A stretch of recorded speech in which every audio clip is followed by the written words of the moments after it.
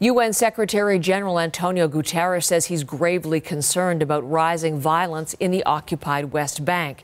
The Israeli military deployed tanks into the region yesterday for the first time in over 2 decades.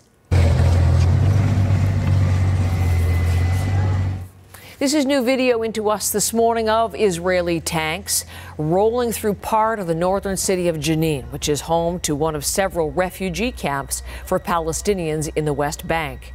The Israeli defense minister says they're expanding their military operation in the region, and he expects Israeli troops to remain in several cities for at least a year.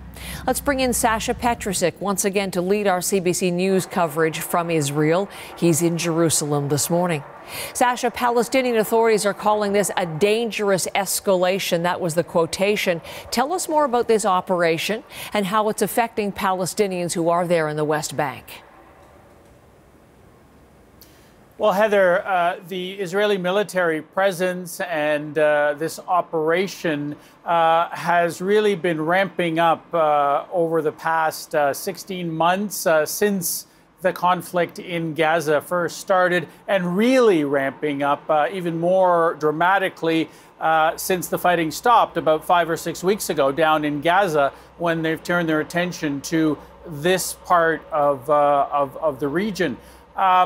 It has had a huge impact here. I mean, some people are saying that it's looking a lot like the first days of what happened in Gaza itself. There have been airstrikes. There has been an increase in the number of troops, armored troops carriers.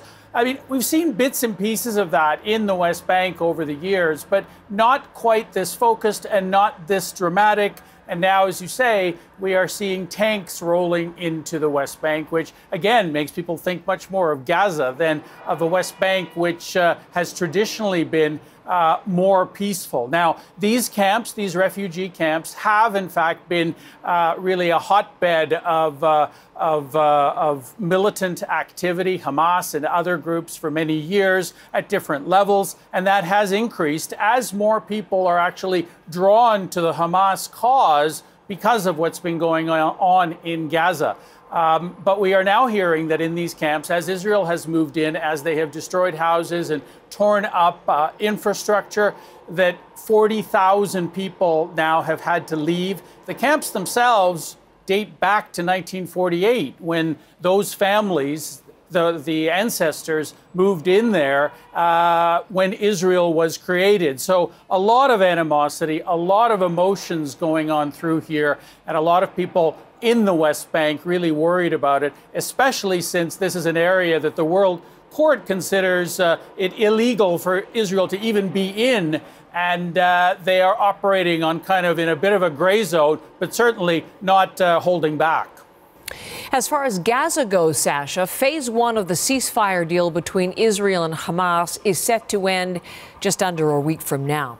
So we talked last week about the pending release of Israeli hostages in exchange for Palestinians in Israeli jails. And that's a major component of the agreement, but it's all hit a big snag over the weekend. So what is the latest with the release of detainees, and where does the ceasefire stand as of this Monday morning? Well, in brief, everything seems to be on hold, at least from what we are seeing. Mediators are working behind the scenes, but Israel has announced that it is not going to release more than 600 Palestinian detainees and prisoners, the people that they were supposed to release, in exchange for the 6 Israelis who were released and the other bodies that were transferred over, the 4 bodies from last week.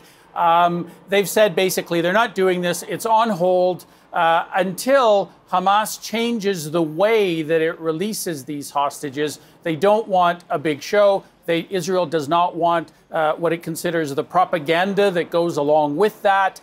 They basically just want a release. That whole element of it has been very controversial here partly because Israel sees it as a bit of an insult by Hamas, showing that it's still alive after 16 months of fighting and after Israel's vow to destroy Hamas, which it clearly has not done. So this is political. It's also very emotional.